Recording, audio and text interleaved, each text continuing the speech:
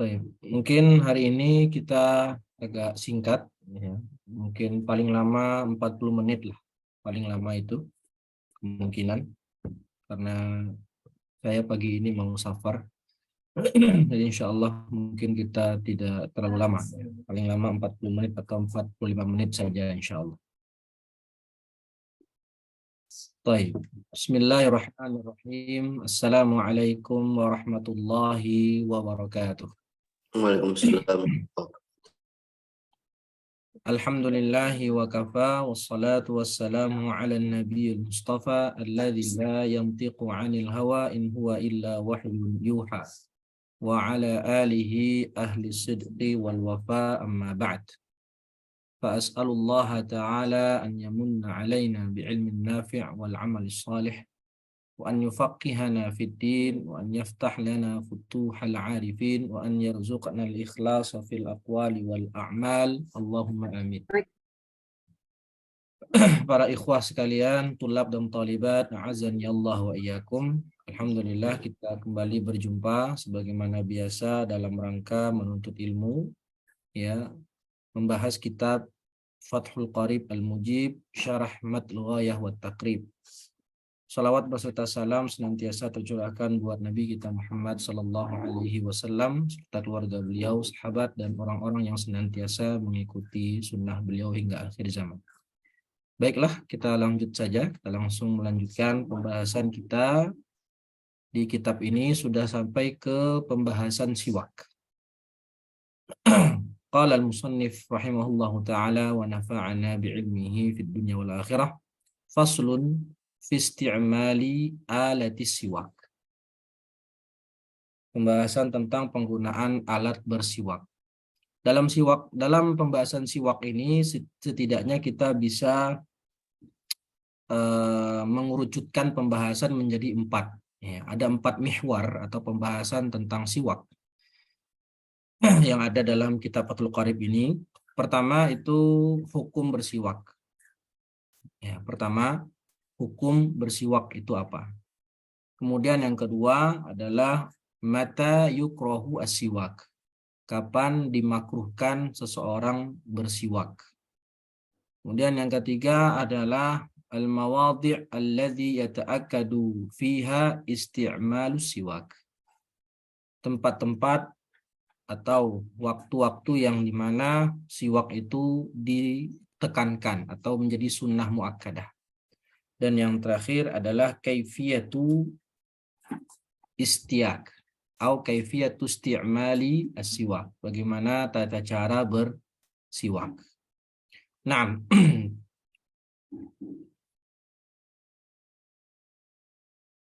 Qala al-musannif rahimahullah wa huwa min sunanil wudu. Ini kan berarti sedang membahas hukum. Siwak itu adalah di antara sunnah-sunnah berwudu. Dan beliau di sini tidak menyebutkan pengertian siwak. Nah, tapi kalau dalam kitab lain seperti kitab Al-Imta', siwak itu artinya secara bahasa ad-dalku, sama kayak menggosok-gosok gini ya. Ad-dalk, menggosok. Secara istilah adalah isti'malu 'udin min arak wa nahwihi. Nah, itu penggunaan kayu dari arak atau yang sejenisnya fil asnan di gigi atau di mulut wa ma haulaha dan sekitarnya li idhabit taghayyur wa nahwihi untuk menghilangkan bau mulut, ya, untuk menghilangkan bau mulut atau yang semisalnya. Nah, hukum bersiwak wa huwa min sunanil wudu. Ini termasuk sunnah-sunnah wudu. Dan ulama Syafi'iyah sendiri itu berbeda pendapat antara Imam Ar-Ramli dan Imam Ibnu Hajar Al-Haytami. Ya. Menurut Imam Ar-Ramli, sunnah siwak ini dia dilakukan sebelum membasuh kedua tangan. Artinya dia sunnah yang sendiri, sunnah mustaqillah. Sedangkan menurut Imam Ibnu Hajar Al-Haytami, itu siwak adalah sunnah yang termasuk bagian dari wudu, bagian dari sunnah wudu. Jadi kalau menurut Imam Ar-Ramli, siwak dulu, bersiwak, setelah itu baru membasuh kedua tangan sambil mengucapkan bismillah. Sedangkan menurut Ibnu Hajar, itu kita basuh tangan dulu sambil mengucapkan bismillah, ya. Kemudian sebelum membasuh mulut, mencuci mulut itu bersiwak. Jadi bedanya itu saja, ya, beda letak tempatnya.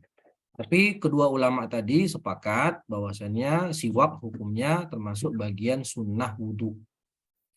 Wa yutlaqu siwaku aidan ala ma yustaku bihi min arak wa nahwihi. Siwak juga bisa diartikan yaitu penggunaan sesuatu untuk bersiwak dengan benda arak, dengan arak wa nahwihi. Kayu arak. Jadi ini kayu yang terbaik. Ya, kayu siwak itu terbaik. Kalau dalam kitab Hasyiah Al-Bajuri itu kayu pertama yang paling afdol adalah kayu arak. Arak. Nah, itu ya. Kemudian wanahwihi dan yang semisalnya. Apa contoh lain yang semisalnya? Level kedua itu kurma. Kayu kurma, bukan kurma ya, kayu kurma. Udun nakhl, kayu kurma. Kemudian yang ketiga kayu zaitun. Yang keempat, setiap kayu yang beraroma, mempunyai aroma yang wangi. Dan yang kelima, kayu yang lain. Selama dia itu kasar atau kesat. Atau benda yang lain yang mempunyai permukaan yang kasar lagi kesat. Jadi kalau bersiwak dengan tisu, sah nggak? Sah. Karena tisu kan termasuk kasar atau kesat. Ya. Ya. Begitu pula dengan sikat gigi kita, fursyatul asnan yang kita pakai sekarang. Tapi kalau yang paling afdal itu sebagaimana yang dijual di pasaran gitu ya, terbuat dari kayu arak. Wasiwaku mustahabun fi kulli hal, siwak itu hukumnya mustahab di setiap keadaan. Wala yukrahu tanzihan illa ba'da zawal shaim, maka dia tidak makruh, makruhnya makruh tanzih, kecuali setelah tergelincirnya matahari bagi orang yang berpuasa. Baik itu fardhan atau naflan, baik itu puasa fardu atau puasa sunnah. Wa tazulul karahatu bi ghurubis syams, dan kemakruhannya itu hilang ketika terbenamnya matahari, yaitu saat berbuka. Wa ikhtara an-Nawawi adamal karahati mutlaqan. Sedangkan Imam An-Nawawi mempunyai ikhtiar. Artinya ini bukan pendapat resmi madhab, pendapat bersendiri atau pendapat pribadinya Imam An-Nawawi mengatakan tidak makruh sama sekali bersiwak. Ya, jadi di sini kita bisa menemukan setidaknya 4 hukum bersiwak. Pertama, hukum bersiwak itu mustahab. Ini hukum asalnya, mustahab fi kulli hal, di setiap waktu. Berdasarkan hadis yang masyhur ya, laula an asyqa ala ummati la amartuhum bisiwak inda kulli wudu, atau di dalam riwayat lain inda kulli shalah. Jadi hukum asal bersiwak adalah mustahab. Kemudian dia bisa menjadi fardu, menjadi wajib. Siwak itu bisa menjadi wajib. Kapan? Ketika seseorang bernazar misalnya, bernazar untuk bersiwak, maka menjadi fardu bagi dia. Atau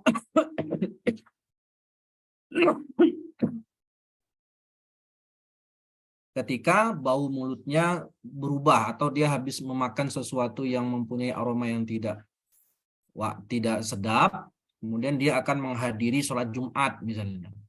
Nah, bau mulut itu nanti akan mengganggu orang, akan mudarat bagi orang sebelahnya. Maka harus dihilangkan, karena Islam kan punya prinsip la dharara wala dirar. Maka ketika itu wajib dia bersiwak supaya tidak mengganggu orang lain, karena saat itu dia akan datang ke tempat perkumpulan kaum muslimin. Ada juga ulama yang mengatakan wajib itu juga berlaku bagi Rasulullah Shallallahu Alaihi Wasallam. Nah, ketiga, hukum siwak yang ketiga adalah makruh, yaitu tadi disebutkan makruhnya makruh tanzih, bukan makruh tahrim. Yaitu kapan? Ketika zawal bagi orang yang berpuasa. Mafhum mukhalafahnya, bagi orang yang tidak berpuasa maka tidak makruh. Kenapa dia makruh bagi orang yang berpuasa saat zawal? Karena ulama Syafi'iyah itu berdalil dengan hadis Nabi, la khalufu famis shaim atyabu indallah min rihil misk. Bau mulutnya orang berpuasa itu lebih wangi di sisi Allah daripada minyak kasturi atau minyak misik. Nah, bagaimana wajhul istidlalnya? Itu ulama Syafi'iyah mengatakan bau mulut orang berpuasa itu biasanya muncul ketika sudah pertengahan hari alias sudah ketika zawal. Itu muncul bau mulutnya itu. Nah, bau mulut itu kan bau mulut yang dicintai oleh Allah, maka jangan dihilangkan dengan bersiwak. Ya, maka jangan dihilangkan dengan bersiwak. Ini juga dari ulama Syafi'iyah yang lain adalah mengkiaskan dengan orang yang mati syahid, yang meninggal dalam medan perang melawan kaum kafir itu kan tidak dimandikan. Kenapa? Karena biarlah darahnya itu menjadi saksi nanti ketika dibangkitkan oleh Allah pada hari kiamat dan darahnya itu nanti menjadi wangi. Nah, itu jangan dihilangkan sebagai saksi. Nah, ini bentuk istidlal ulama Syafi'iyah. Akan tetapi Imam An-Nawawi mengatakan, kenapa beliau mengatakan tidak makruh sama sekali? Pertama, karena tidak ada dalil spesifik yang memakruhkan memakruhkan siwak ba'da zawal. Karena kan hadisnya umum. Inda kulli shalah atau inda kulli wudu, artinya sebagaimana tadi di awal statement pertama, siwak itu mustahab di setiap keadaan. Baik itu sebelum zawal maupun sesudah zawal.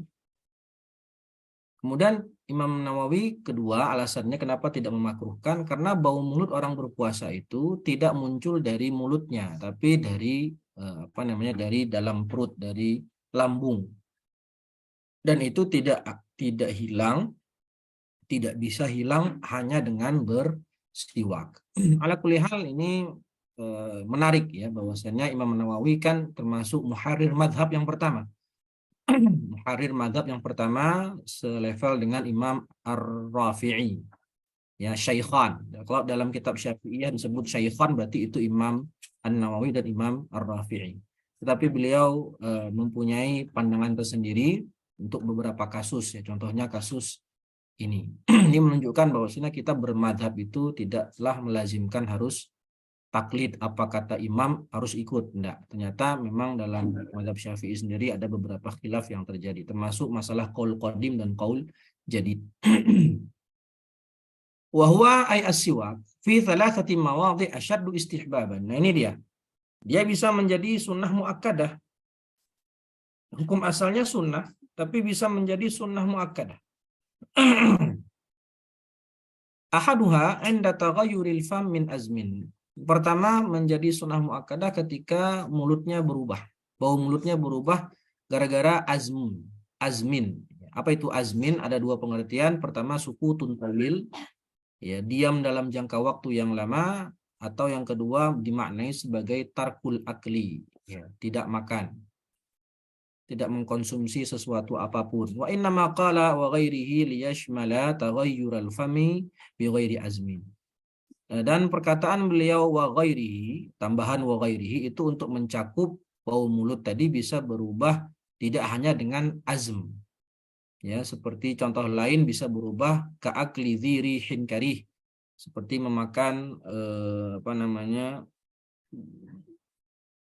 zat atau sesuatu yang mempunyai bau yang tidak sedap, seperti saumin wa basal, bawang merah, bawang putih, wa ghairihi, dan yang lainnya seperti duren, atau misalnya orang merokok dan seterusnya, atau pete atau jengkol yang mempunyai bau yang tidak sedap. Memakan pete, jengkol, bawang dan seterusnya itu sendiri, yang zat yang mempunyai bau yang tidak sedap itu hukumnya mubah. Menjadi makruh kalau kita memakannya dan setelah itu kita akan menghadiri kumpulan kaum muslimin seperti sholat berjamaah atau sholat Jumat dan seterusnya. Wathani indal qiyam ay al-istiqadhi minan naum, ketika bangun dari tidur. Ya, maka kan ada lagunya ya, bangun tidurku terus mandi, kan begitu ya. Tidak lupa menggosok gigi. Nah, jadi kegiatan kita ya, sehari-hari itu, kalau sambil gosok gigi tadi, kita niatkan sebelum gosok gigi itu kita niatkan untuk mengamalkan sunnah siwak, maka itu berpahala. Cuman kan masalahnya kita kadang lupa ya, bukan kadang tapi lumayan sering ya malah ya. Ketika gosok gigi tadi ya niatnya ya gosok gigi biasa. Berarti ini kan kebiasaan biasa, tidak bernilai ibadah. Giginya bisa bersih, sehat, bersih gitu, tapi dia tidak mendapatkan pahala bersiwak. Nah, maka kalau bisa ya kita ketika bersiwak itu diniatkan untuk apa? Untuk mengamalkan sunnah bersiwak. Pahalanya dapat dan kebersihan mulut pun juga didapatkan. Wa tsalits 'indal qiyami ila shalah, ketika akan mengerjakan salat. Salat apa saja? Ya salat fardu maupun salat sunnah. Ya, tidak hanya salat fardu saja, karena kan tadi dikatakan inda kulli shalah. Inda kulli, kulli itu lafaz umum. Tufidul umum, sehingga dia disunahkan untuk salat sunnah maupun untuk salat fardu. Wa yata'akkadu aidan, dan juga menjadi sunnah muakkadah fi ghairi thalathatil madhkurah. Ya. Selain 3 keadaan di atas, juga siwak itu sunnah muakkadah mimma huwa madhkurun fil mutawwalat, yang mana disebutkan di kitab-kitab yang lebih panjang, yang lebih tebal. Seperti apa contohnya? Ka qiraatil Quran, seperti ketika hendak membaca Quran, dan ketika isfiraril asnan, ketika giginya mulai menguning. Ya. Jadi total ada 5 ya, ada 5 disebutkan dalam kitab Fathul Qarib ini, 5 tempat atau keadaan yang mana siwak itu levelnya menjadi sunnah muakkadah. Wa yusannu an yanwiya bisiwak as-sunnah. Nah, disunnahkan ketika kita bersiwak itu berniat mengamalkan sunnah bersiwak supaya mendapatkan pahala siwak, kan begitu. Innamal a'malu binniyat wa innamal likulli imri'in ma nawa. Al-umur bimaqasidiha. Ya. Kalau kita niatnya cuman untuk bersih-bersih saja, untuk membersihkan mulut saja, ya maka kita mendapatkan apa yang kita niatkan dan tidak mendapatkan pahala kesunahan bersiwak. Wa an yastaka biyaminihi. Nah, ini sedang membahas tata cara bersiwak. Beliau sedang membahas tata cara bersiwak. Pertama tadi ya, berniat untuk mengamalkan sunnah. Yang kedua, bersiwak dengan tangan kanannya. Wa yabda'u bil janib, ya pakai jari sendiri boleh tidak ya? Nanti insya Allah kita jawab ya habis ini. Wa yabda'u bil janib al-ayman min famihi, dan memulai dari sisi kanan dari mulutnya. Wa an yamurrahu ala saqfi halqihi imraran latifan, dan juga jadi tidak hanya gigi yang dibersihkan tapi juga langit-langit mulut ini. Nah, dengan cara gini, pelan-pelan, imraran latifan, tidak kencang-kencang. Tapi kalau gigi itu dari gini, seperti ini. Nah, dari kanan ke kiri. Ya, termasuk wa ala karasi adrasihi, dan begitu juga gigi dalam ini bagian geraham. Nah, ya, begitu pula lidah. Lidah juga disiwaki. Dan cara menggunakannya bahkan ulama menjelaskan cara memakainya. Cara memakai siwak itu kayak gini tangannya itu ya, sebelah kanan gini. Jari telunjuk, jari tengah sama jari manis itu di atas siwak, sedangkan jari jempol dan kelingking itu di bawah siwak, menggunakan tangan kanan. Kemudian tadi pertanyaan dari Mas Edi, pakai tangan sendiri boleh tidak? Pakai jari sendiri ya.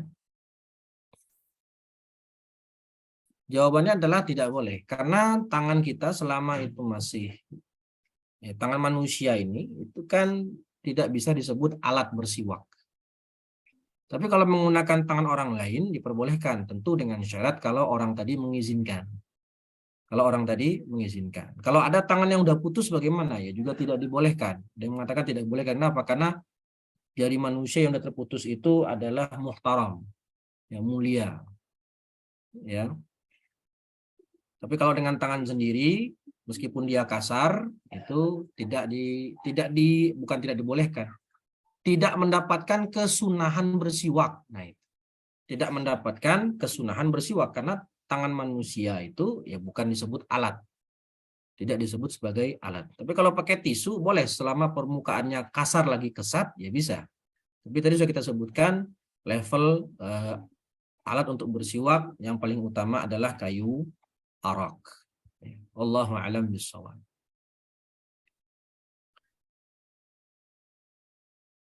Baik. Selanjutnya masih ada waktu sekitar 20 menitan lagi. Pembahasan tentang fardu wudu. Ya, ini kita sudah masuk ke pembahasan wudu, ibadah wudu, dan wudu termasuk maqasidut taharah. Ya, maqasid at-taharah.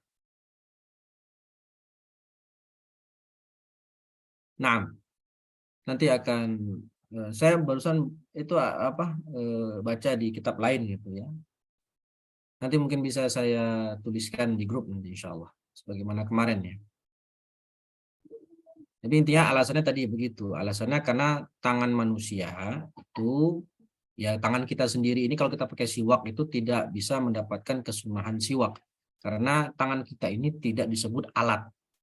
Ya, tidak disebut alat sehingga tidak mendapatkan kesunahan bersiwak. Tapi kalau tangan orang lain bisa. Bisa. Ya. Makanya kita kalau kita sedang memandikan jenazah, kita nggak punya alat untuk bersiwak, kita bisa jenazah tadi kita siwaki pakai jari orang yang memandikan. Itu bisa mendapatkan kesunahan bersiwak. Atau pakai kain kasar atau kain kesat itu bisa mendapatkan kesunahan bersiwak. Taib. Wudu itu adalah maqasid at-taharah yang pertama. Ya kan, maqasid taharah ada 4 kemarin ya, ada wudu, ada al-ghusl, ada izalatun najasah, dan ada istinja, gitu kan? Ya, 4 kemarin ya. Wudu, al-ghusl, at-tayammum. Al-wudu, al-ghusl, at-tayammum, wa izalatun najas. Itu dia 4 maqasid at-taharah. Nah, wudu sendiri pembahasannya kalau kita rinci, dia bisa menjadi 7 pembahasan. 7 pembahasan dalam wudu saja. Itu pertama syurutul wudu, kemudian furudul wudu, syarat-syarat wudu, rukun-rukun wudu, sunnah-sunnah wudu, kemudian makruhatul wudu, yang makruh dalam wudu, muharramat, hal yang diharamkan saat berwudu, kemudian yang keenam adab berwudu, dan yang ketujuh adalah nawaqidul wudu, pembatal wudu.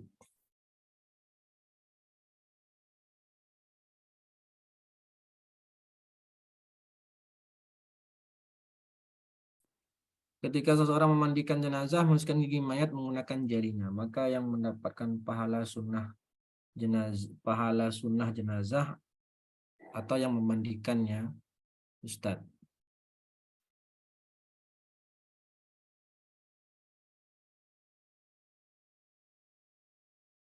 Oh,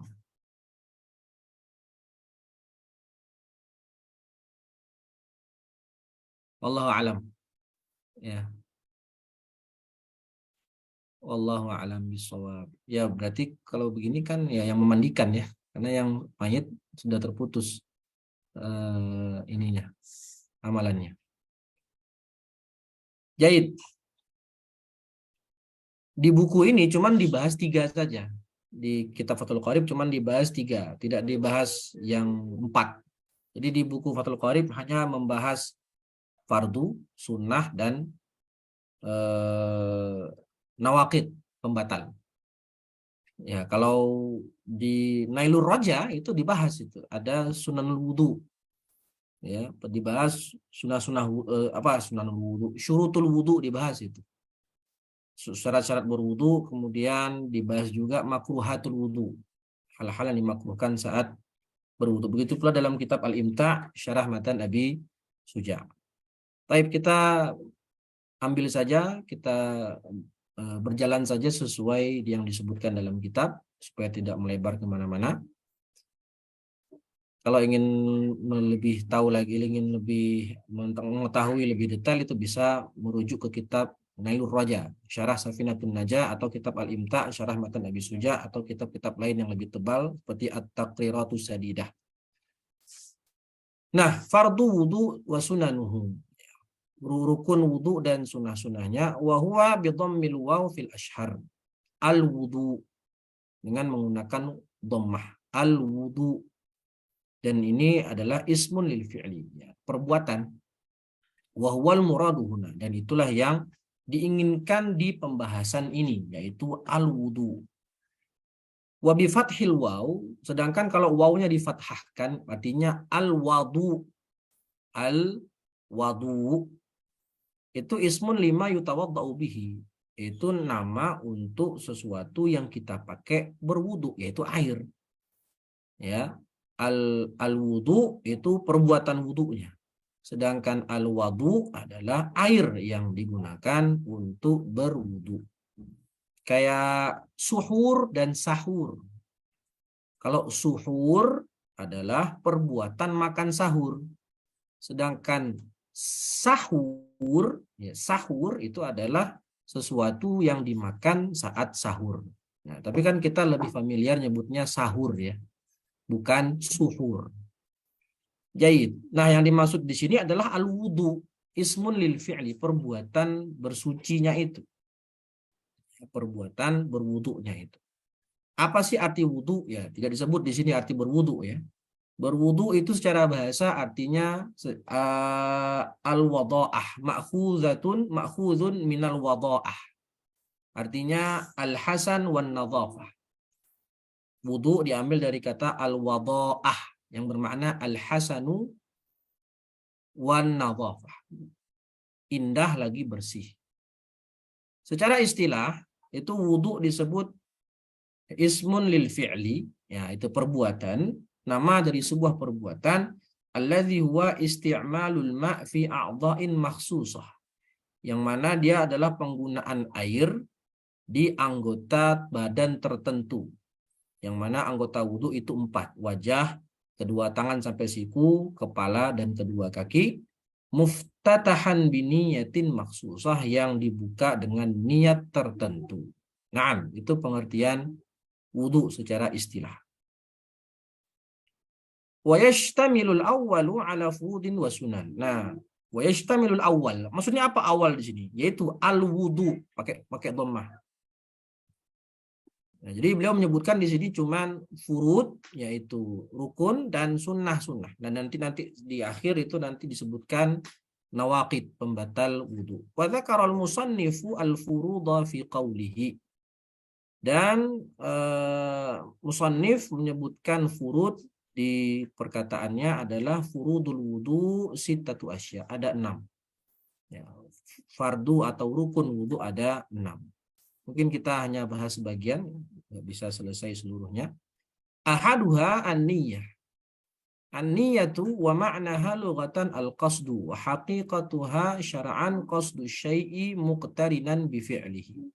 Niat ini secara bahasa bermakna al-qasdu, ya, menyengajakan sesuatu. Dan secara syariat maknanya adalah melakukan qasdu syai'i, bermaksud kepada sesuatu, muqtarinan bi fi'lihi, berbarengan dengan melakukannya. Fa in taraha anhu summiya azman. Kalau qasdunya itu tidak berbarengan dengan perbuatan, qasdu syai'nya itu tidak berbarengan dengan perbuatan, maka dia tidak disebut niat, tapi azm. Ya, jadi yang namanya niat itu berbarengan dengan perbuatan, muqtarinan.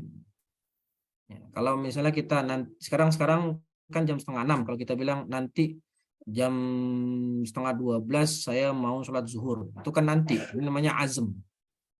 Jadi namanya azm. Sedangkan niat itu adalah berbarengan dengan perbuatan. Nah, ini kan haqiqatuha. Ini hakikat niat. Dalam niat itu ulama Syafi'iyah membaginya menjadi 7 pembahasan yang disebutkan dalam bait yang masyhur. Niat itu baitnya haqiqatun hukmun mahallun wa zaman kaifiyatun syartun wa maksudun hasan.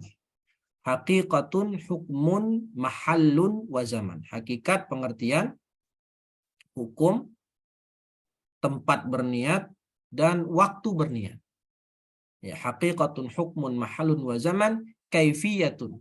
Tata cara berniat, syartun syarat niat, wa maksudun hasan yaitu tujuan niat. Apa itu tujuan niat? Ya, ada 7, tapi di sini tidak disebutkan semuanya, hanya beberapa saja. Yaitu hakikat pertama. Sebutkan apa itu hakikat niat. Secara bahasa artinya al-qasdu, istilah artinya qasdu syai'i muqtarinan bi fi'lihi.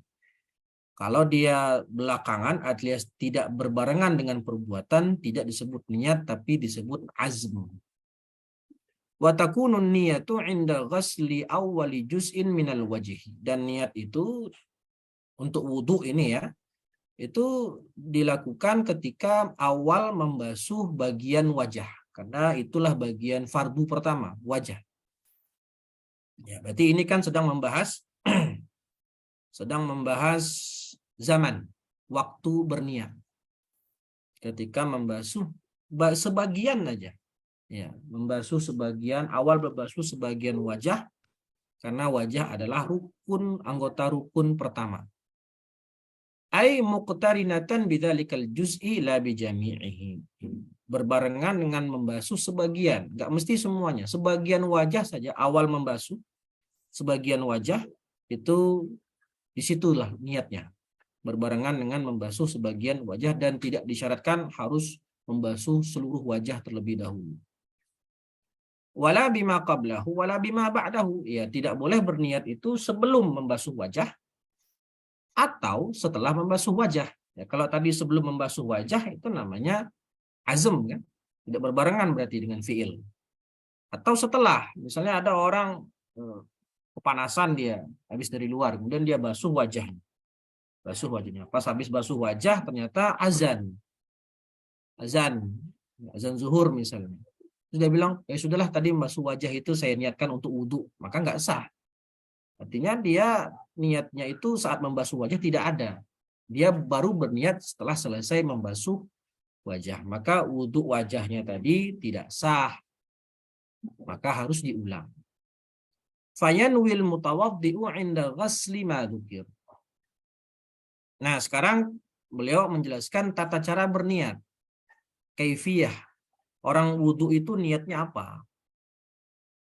Ya, ketika membasuh yang disebutkan yaitu membasuh sebagian wajah, raf'u hadatsin min ahdatsihi. Raf'ul hadath, niat mengangkat hadas. Ya, kalau dalam kitab fikih kan kalau disebutkan hadas doang itu maka bisa dimaknai hadas kecil. Ya. Nawaitu raf'al hadas. Wudu dia sah? Sah. Ya. Itu tata cara niat pertama. Atau yang kedua, nawaitu istibahah muftaqirin ila wudu. Berniat untuk melakukan sesuatu, muftakir itu muhtaj. Muhtaj artinya yang membutuhkan kepada wudu. Ada empat hal yang harus pakai wudu dalam mazhab Syafi'i. Pertama, sholat. Yang kedua, tawaf. Baik sholat fardu maupun sholat sunnah. Baik tawaf fardu maupun tawaf sunnah. Kemudian yang ketiga adalah masul mushaf, menyentuh mushaf. Dan yang keempat adalah hamlul mushaf, yaitu membawa mushaf. Jadi kalau dia berniat nawaitu istibahatas shalah, nah itu sah wudunya. Nawaitu istibahatat tawaf, sah wudunya. Kemudian an yanwiya fardal wudu, nawaitu fardal wudu. Nah, sah wudunya, sah. Atau dia cuma niat nawaitul wudu. Au al wudu faqat, nawaitul wudu. Sah wudunya, sah. Atau berniat at-taharata 'anil hadas. Nawaitu taharah 'anil hadas. Sah wudunya, sah. Tapi kalau dia cuma mengatakan nawaitu taharah, Fa illam yakul anil hadas. Nah, dia tidak menyebut anil hadas, artinya menyebut nawaitu at-thaharah saja, lam yasih, tidak sah. Kenapa? Karena thaharah itu sebagaimana sudah kita sebutkan di awal pertemuan, thaharah adalah raf'u hadatsin au izalatu najasin. Dia thaharah itu bisa mengangkat hadas dan juga bisa bermakna menghilangkan najis. Jadi kalau cuma nawaitu thaharah, ya ini kan masih global. Ya, belum ta'yin. Ya, belum dijelaskan lebih spesifik. Kalau cuma menyebutkan nawaitu thaharah saja. Wa idza nawa ma yu'tabar min hadhihi niyyat wa syarraka, ya, wa syarraka pakai tasydid itu, wa syarraka ma'ahu niyata tanazzufin au tabarrudin sahha wudu'uhu. Maksudnya bagaimana? Kalau dia berniat dengan salah satu niat yang tadi disebutkan oleh musannif di atas, ada 5 berarti tadi ya. Ada 5 tata cara berniat yang disebutkan oleh musannif. Kemudian dia barengkan dengan niat lain. Misalnya dia nawaitul wudu wa tabarrud misalnya. Nawaitul wudu wa tanazzuf. Dia berniat untuk wudu sekaligus biar wajahnya seger atau biar tabarrud biar seger-seger, atau niat berwudu sekaligus niat untuk membersihkan anggota badan. Maka wudunya sah. Ya, wudunya sah. Kenapa? Karena meskipun dia tidak berniat sekalipun, 2 hal tadi bisa dicapai, baik tanadzuf maupun tabarrud. Itu itu baru pertama ya, rukun pertama, yaitu niat. Baik, sudah jam 5.38, sepertinya kita cukupkan dulu. Insyaallah kita lanjutkan di pertemuan berikutnya membahas sisanya insyaallah, dan membahas sunnah-sunnah berwudu insyaallah. Baik para ikhwah sekalian, mungkin masih ada sekitar 3 menitan lah ya, atau 4 menit, maksimal 5 menit. Kita, jika ada yang ingin ditanyakan, tafadhol. Silakan sebelum kita akhir. Yang tanya Ustaz. Silakan Pak Abdul Rahman. Yang namanya berwudu itu kan ada yang anggota wajib, ada yang anggota sunnah ya, termasuk biasanya diawali dengan mencuci kedua telapak tangan gitu ya. Nah, biasanya kan kita membaca bismillah di situ. Berarti itu bukan kategori niat ketika di awal, padahal memang niatnya dalam hati memang mau berwudu gitu. Ayo. Nah, ketika membasuh wajah lah baru kita semacam kayak tadi nawaitu rafal hadasil asgori lah seperti itu. Nah, berarti dalam hal ini memang ini ya, bukan satu paket pekerjaan yang kita nyebutnya wudu, tapi ada kayak sholat kan ada namanya rukun sholat, sunnah sholat gitu. Seperti apa ya memandangnya gitu? Baik, jadi namanya wudu ada yang rukun, ada yang fard, ada yang sunnah. Nah, ketika membasuh kedua tangan, kemudian ada mengucapkan Bismillahirrahmanirrahim, kumur-kumur, istinsyak wa istinthar, itu kan sunnah. Maka biar kita dapat pahala sunnah, kita berniat saat yang melakukan sunnah wudu tadi, berniat untuk melakukan sunnah wudu, supaya dapat pahala sunnah wudu. Tetapi kalau nanti akan membasuh wajah, itu kita niatkan lagi adalah niat untuk fardu wudu, atau tadi niat-niat yang sudah disebutkan. Ya, karena beda antara sunnah dengan fardu. Tapi kalau kita sudah berniat fardu wudu sejak awal membasuh tangan, nawaitu fardal wudu gitu tadi ya.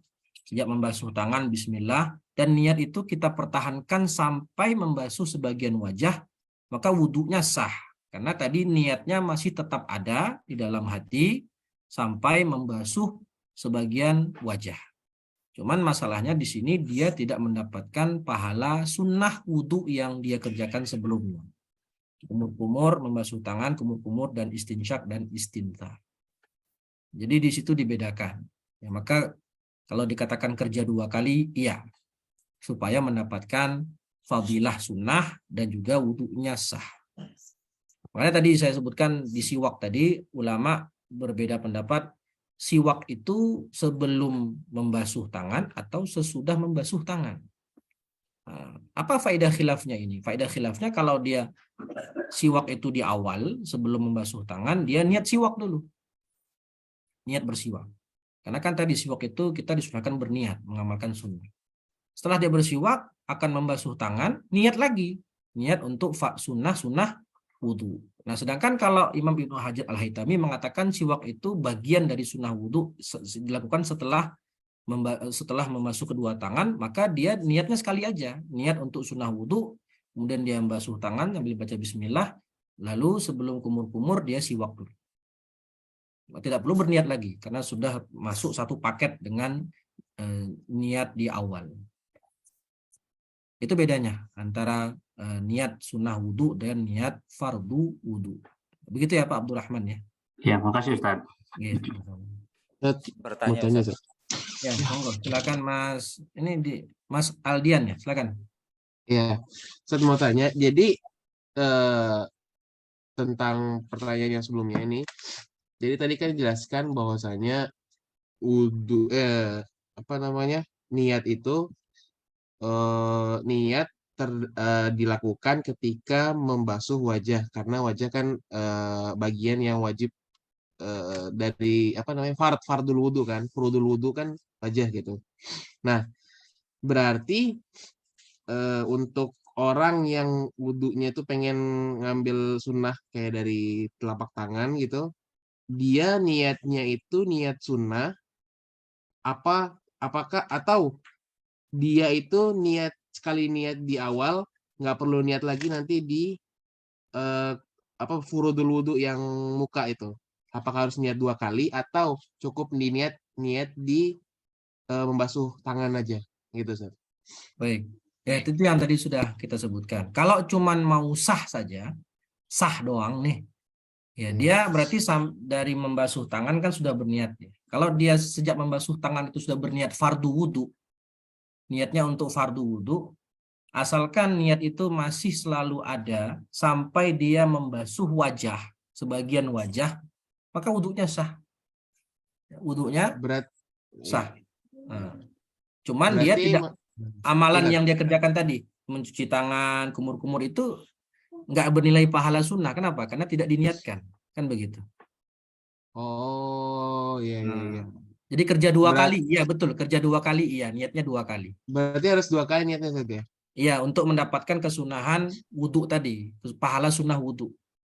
Oh, kalau misalkan berarti kan kalau di Syafi'i kan ada talafut ya, Ustaz ya.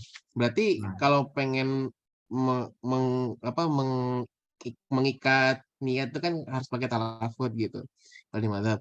Nah, berarti kalau di sini ketika mau dapat kedua keutamaan dari sunnah dan furud wajib nih, kita harus talafut di awal dan di membasuh wajah, atau cukup di talafut di awal aja, Ustaz? Ya kan niat talafut itu kan hanya sekedar wasilah untuk membantu ya. Kalau memang ingin mentalafut tidak masalah, ya dianjurkan. Ya, talafutnya berarti ketika membasuh tangan talafut dengan sunnah wudhu. Maka ketika kan membasuh wajah, nih talafut lagi berarti. Ya, kalau memang butuh talafut. Tapi kalau tidak talafut kan tidak mengapa. Ya, karena itu hanya wasilah saja. Kalau misalnya merepotkan, misalnya nih nggak bisa, tapi sudah yakin dengan cukup dengan niat itu saja. Mahal niat kan ulama sepakat fil qalb, maka tidak perlu talafut lagi. Yang penting niat di hatinya itu, Iya, betul. Jazakumullah khair. Baik, mungkin satu lagi terakhir karena saya Ustaz, mau berangkat ini. Silakan. Dalam pembahasan niat itu kan ada, saya pernah mendengar Ustaz, ada muqaranah urfiyah atau hakikiyah itu Ustaz. Itu gimana Ustaz penjelasannya Ustaz? Mungkin maksudnya wallahu alam ya. Mungkin maksudnya ada beberapa kasus dalam ibadah itu yang niat, yang azm itu bisa mewakili niat. Karena seperti puasa itu kan niatnya tidak muqaranah dengan masuknya fajar. Kalau puasa itu kan niatnya kita sejak awal malam sudah boleh, maka itu al-azmu yaqumu maqaman niyah di situ. Tapi kalau selain itu kalau tidak salah ada 4 ibadah yang di sana azm itu bisa mewakili niat. Di antaranya puasa. Sisanya niat itu ya muqtarinan bil fi'l. Muqtarin secara hakiki berarti berbarengan dengan perbuatan awal fardu dari ibadah tersebut. Wallahu a'lam. Baik Ustaz. Baik, ya mungkin cukup dari saya. Ya, kalau memang masih ada pertanyaan bisa di grup, dituliskan di grup. Kalau saya bisa jawab nanti saya jawab insyaallah sambil saya nukilkan beberapa ibarah fuqaha Syafi'iyah dari kitab-kitab yang lain. Wallahu a'lam bishawab. Mungkin cukup sekian ya. Saya mohon maaf undur diri karena mau safar. Semoga bermanfaat. Kita akhiri dengan membaca hamdalah dan doa kafaratul majlis. Alhamdulillahirabbil alamin. Subhanakallahumma wa bihamdika asyhadu an la ilaha illa anta astaghfiruka wa atubu ilaik. Wassalamu alaikum.